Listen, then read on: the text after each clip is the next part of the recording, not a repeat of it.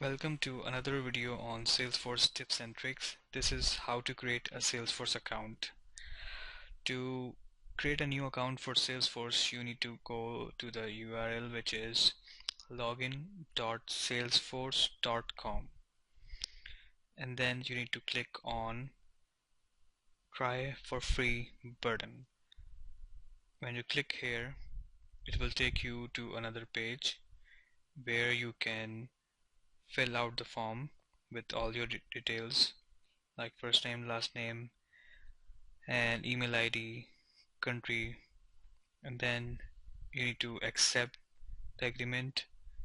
Click on I agree button, and then need to create an account, and then you can log in it.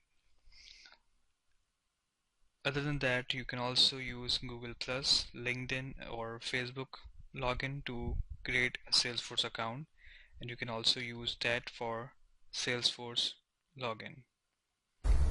Hello guys, click on subscribe button and hit the bell icon for latest updates. Thank you.